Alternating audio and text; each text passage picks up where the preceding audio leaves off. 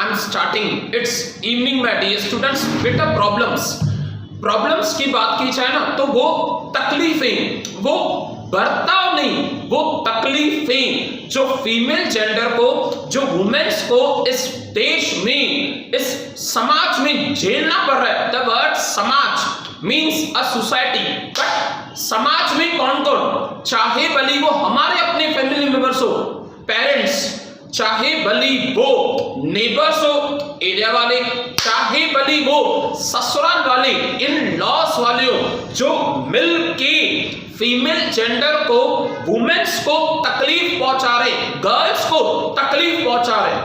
Sir आप family members की बात कर रहे हो, आपने पेरेंट्स वर्ड यूज किया 100%। बेटा ऐसे पेरेंट्स जिनके माइंड में अभी भी यह बात बैठी हुई है कि शादी हम छोटी उम्र में ही करा देंगे, at the age of 15, at the age of 16, at the age of 14, ये भी कानून के खिलाफ है, and that's called as a child marriage. Child marriage हमारे इंडिया में कानून के खिलाफ मानी जाती है। गर्ल्स की बात की जाए तो बेटा गर्ल के लिए मिनिमम एज शुड बी 18। जब तक 18 क्रॉस नहीं किया ऑफिशियली आपका मैरिज सर्टिफिकेट नहीं बन पाएगा। वर्सेस मींस फॉर बॉयज की बात करें तो बॉयज के लिए minimum he should have completed the age of 21 years. जब तक बॉयज ने 21 इयर्स कंप्लीट नहीं किए उनकी शादी नहीं हो सकती। अगर पेरेंट्स का फोर्स है, पेरेंट्स का बुरा बर्ताव है कि शादी जल्दी करानी है, तो ये भी उन्हें तकलीफ पहुंचा रही है। Yes exactly. आज का क्वेश्चन बेटा अगर मैं डिस्कस करूं आपके साथ तो वो प्रॉब्लम्स जो socio economic, the major problems, discuss the major problems that women face in India. वो प्रॉब्लम्स जो फीमेल जेंडर इंडिया में फेस कर रहे हैं। देखो इंट्रोडक्शन स्टार्ट कर रहा हूं मैं। Although the number of legislations have been enacted to protect the interest of the woman। पहले ही बहुत सारी बातें बनाई गई है जो वुमेन का interest, that is the respect, that is the position, that is the status संभाल के रखे, मेंटेन करे। and despite the constitutional safeguards, खास करके जिस पे लॉ बनाया गया, yet the woman is disadvantaged, यानी आज भी वो बातों का खास फायदा नहीं है। Disadvantage a lot as they face a number of the problems। उनके बावजूद भी आज भी वो समाज में बहुत सारी तकलीफें चल रही। फर्स्ट प्रॉब्लम की अगर मैं बात करूं, मेजर प्रॉब्लम्स में ऐसी पहली प्रॉब्लम्स जो पेरेंट्स के तरफ से क्रिएट हो रही। पेरेंट्स यानी कि चाहे भली फैमिली मेंबर समझो, चाहे भली वो पेरेंट्स समझो, छोटी उम्र में ही शादी करा देना। देखो द वर्ड मैरिज, बेटा जो शादी वर्ड है ना वो चाइल्ड के साथ सूट नहीं हो रहा। आप मैरिज तो करवा रहे हो, साथ में आप चाइल्ड वर्ड रख रहे हो, यानी चाइल्ड कभी मैरिज कैसे करेगा? जिसकी एज 14 ईयर्स है, उसे प्रॉपर मैच्योरिटी नहीं आई है, उसे प्रॉपर रेस्पॉन्सिबिलिटी लेने की समझ नहीं आई है, उसकी अभी तक सफिशिएंट एजुकेशन नहीं हुई। ऐसी लड़की को आप शादी कैसे करा रहे हो जो शादी के लिए रेडी भी नहीं, जो शादी के लिए खुश भी नहीं, जो शादी के लिए अपनी एजुकेशन छोड़ रही है, अपने पैरों पे नहीं रुक पा रही, और ये सारी बातें छोड़ के आप उसे जबरदस्ती कर for marriage, that is called as a child marriage. 14 years में, 15 इयर्स में, 16 इयर्स में, 17 इयर्स में, 18 इयर्स कंप्लीट करने के बाद ऑफिशियली अलाउड है for the female gender, girls के लिए। देखो रीड करो मैं। Child marriages are common in India, no doubt बेटा शहरों में कम, अर्बन सिटीज में काफी कम। रूरल एरियाज की बात करें, बैकवर्ड एरियाज की बात करें, विलेजेस की मैं बात करूं तो वहां पे आज भी बहुत सारे विलेजेस में 14 इयर्स में, 15 इयर्स में लड़कियों को शादी करा देती। उन्हें समझ नहीं होती कि रेस्पॉन्सिबिलिटी क्या लेनी है, कैसे लेनी है, स्टडी इनकम्प्लीट हो जाती है, प्रॉपर समाज की उन्हें ये समझ नहीं है कि बावजूद भी उन्हें जबरदस्ती शादी करवाई जाती है। Child marriages are common in India, particularly in rural areas. Child marriages are considered to be unhappy. आप मैरिज के साथ चाइल्ड वर्ड कह रहे हो, यानी वो बच्चा खुश कैसे होगा जिसे उस रिश्तेदारों की, जिसे वो रिश्ता निभाने की अभी तक समझ नहीं आई है, रिश्ता निभाने की ताकत अभी तक उसमें क्रिएट नहीं हुई है, एबिलिटी क्रिएट नहीं हुई है। आगे, and create the many domestic घर के अंदर की बातें, इन-लॉस के साथ, इन-लॉस जुल्म कर रहे हैं वो बच्चे के ऊपर, 15 साल के लड़की के ऊपर इन-लॉस जुल्म कर रहे हैं उनके ऊपर। आगे, it also leads to increase the population, but naturally अगर शादी जल्दी होगी तो नेक्स्ट जनरेशन जल्दी बॉर्न होगी, नेक्स्ट जनरेशन जल्दी बॉर्न होगी, देश की पॉपुलेशन रैपिडली फास्ट बढ़ती जाएगी। और ये तो नहीं करना है, उससे ही तो कंट्रोल करना है, तो उसके लिए चाइल्ड मैरिजेस पे काफी स्ट्रिक्ट होना पड़ेगा। देखो further, it leads to the increase of population and have the bad effect on the standard of living, also affects the health of boys and girls।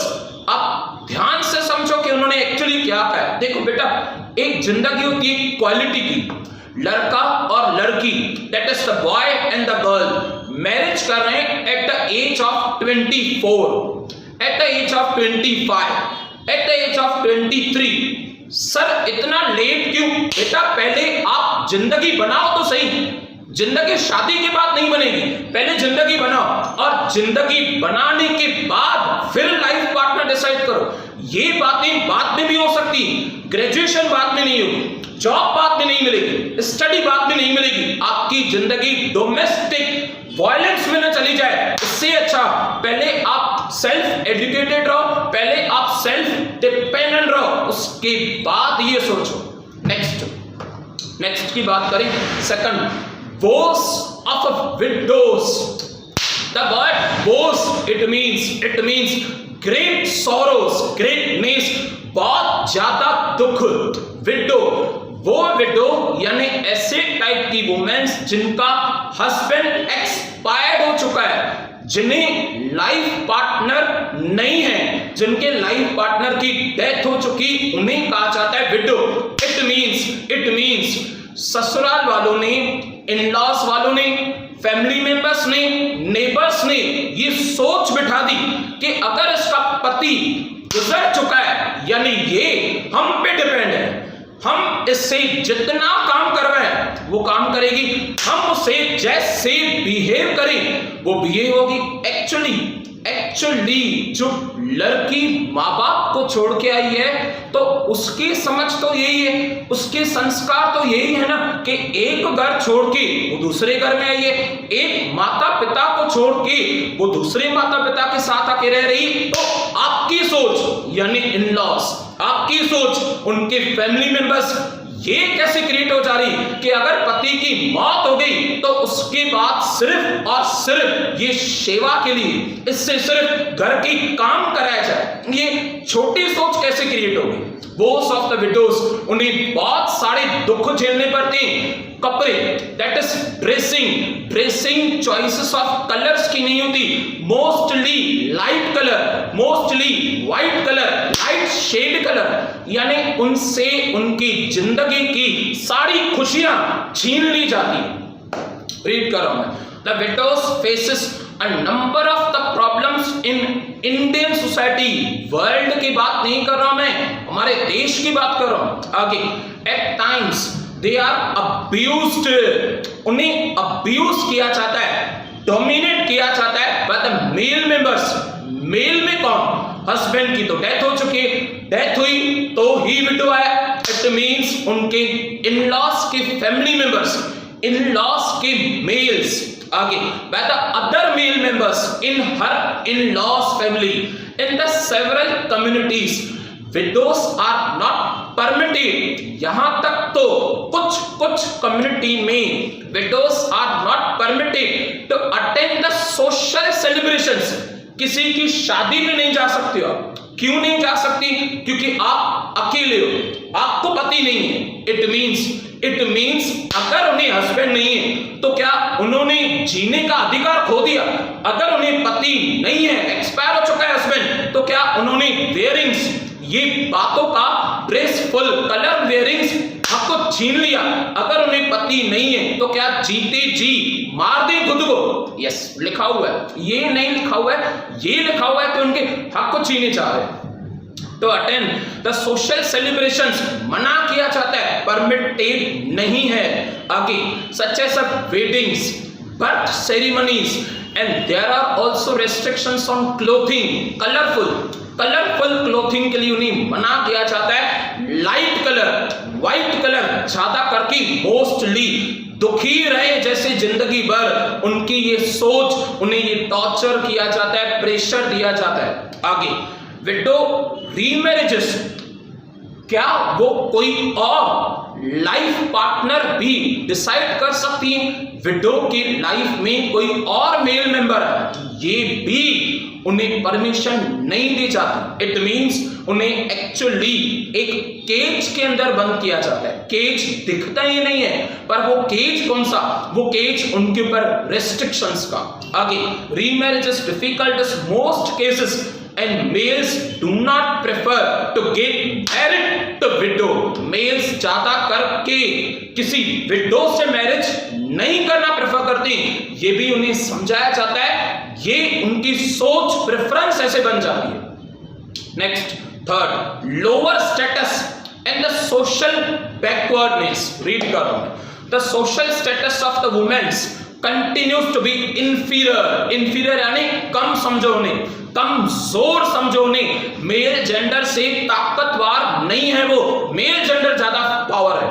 आगे man is considers to be the head of the family. ये बात बताई थी मैंने, बेटा मुझे ये word याद आ रहा है कि आप ग्रैंडफादर कह रहे हो, हेड ऑफ द फैमिली है। हमने कभी ग्रैंड मदर, ग्रैंडी तो नहीं कहा। क्यों नहीं कहा? हमारे सामने किसी ने नहीं कहा, हमारे फैमिली में किसी ने से नहीं कहा, यानी ये जनरेशंस टू जनरेशंस बात चलती आ रही है कि head of the family male ही होगा। भली उसका नेचर कैसे भी हो, भली वो कितना भी डोमिनेटिंग हो। आगे the responsibility head of the family and responsibility for the protection of women. The number of the girls in India is less than the boys, not because of the girls are born fewer, but because they allowed to die in the malnutrition and overwork. Newborn baby यानी कि girl, उन्हें ध्यान नहीं दिया जाता, अच्छे से diet, अच्छे से न्यूट्रिशन फूड नहीं दिया जाता और उनकी डेथ हो जाती है। आगे as the joint publication of the government of India की और UNICEF United Nations International Children Education Fund. फिर से यूनिसेफ यानी क्या बेटा? यूनाइटेड नेशंस इंटरनेशनल चिल्ड्रन, बच्चों के एजुकेशन फंड के लिए ये खास करके कंट्री में यूनिसेफ डोनेट करती। एक्साइड कंपनी, बेटा एक्साइड कंपनी यूनिसेफ के पार्टनर मींस वो यूनिसेफ के साथ एक्साइड बैटरी का प्रॉफिट कुछ बच्चों के एजुकेशन के लिए एज अ डोनेशन करते। आगे the lesser child the girl in India, hence women occupy the secondary position in the domestic and social matters.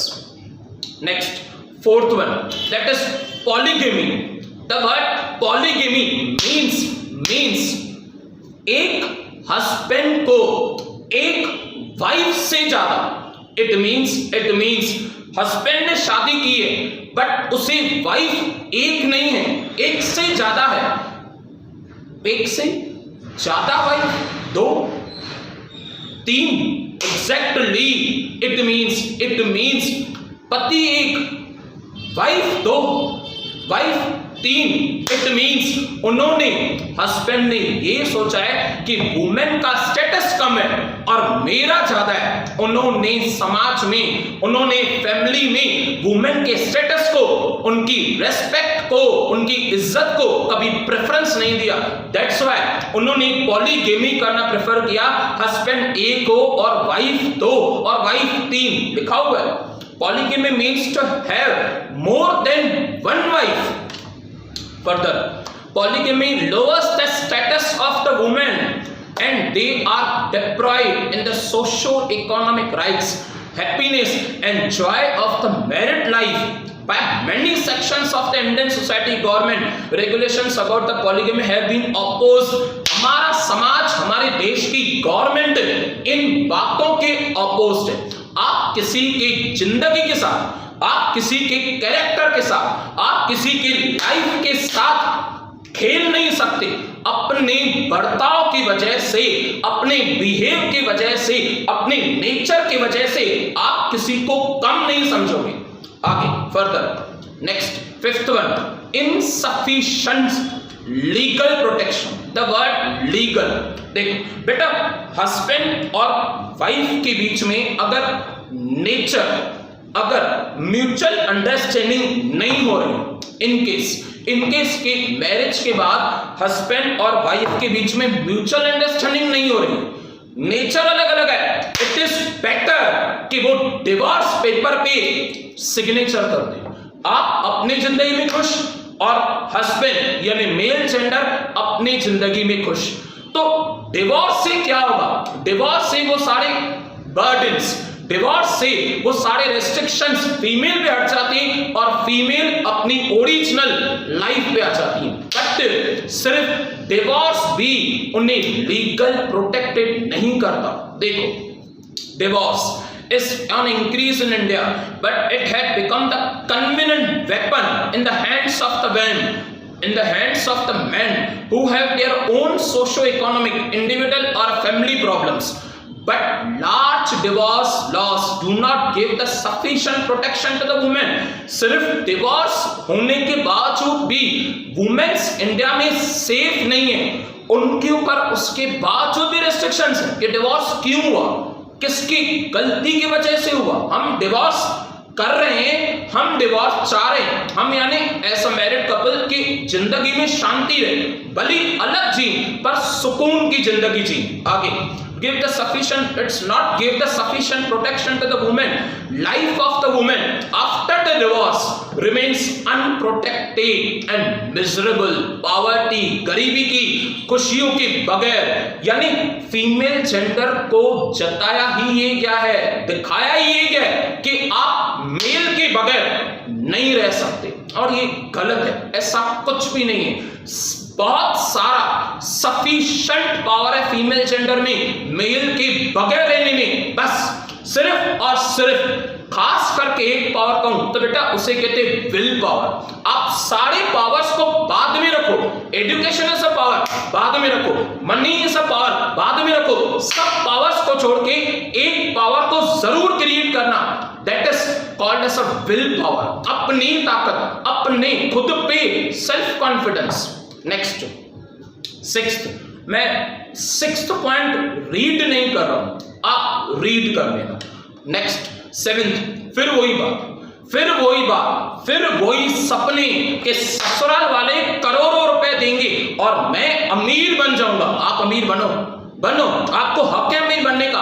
अपनी मेहनत की कमाई से 12 घंटे ड्यूटी दो, उसके बाद अमीर बनो, न कि किसी के पिता से करोड़ों की एक्सपेक्टेशंस रखो और ऐसा डील करो उसकी बेटी के लिए, ऐसा डील करो किसी की जिंदगी के लिए, that is called as a dowry system, दहेज। मैं काफी बार ये एक्सप्लेन कर चुका हूं, फिर भी ब्राइड बर्निंग हम रीड कर चुके हैं। Bride burning is a newly acquired practice of an Indian society.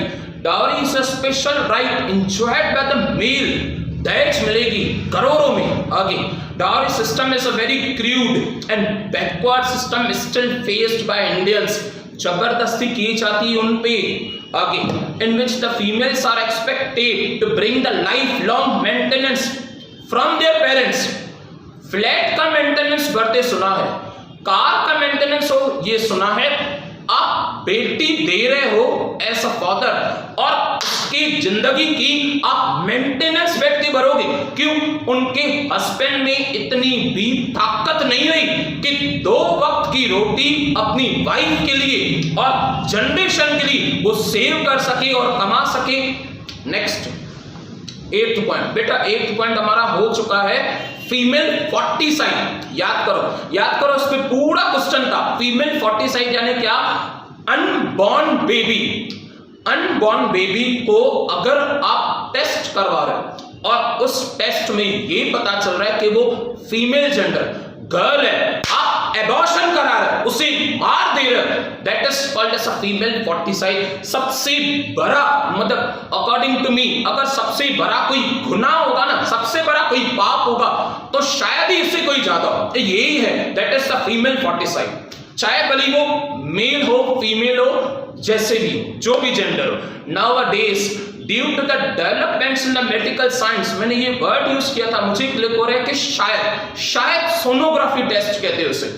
Medical science it is possible to find the gender of a unborn child, male है या फीमेल है वो पता चल जाता है। बट डॉक्टर्स को ये बताना नहीं है, उनका लेसन कैंसिल हो सकता है, उनके ऊपर केस हो सकता है, इम्प्रिजनमेंट, जेल हो सकती है, हो नहीं सकती है, जरूर होगी।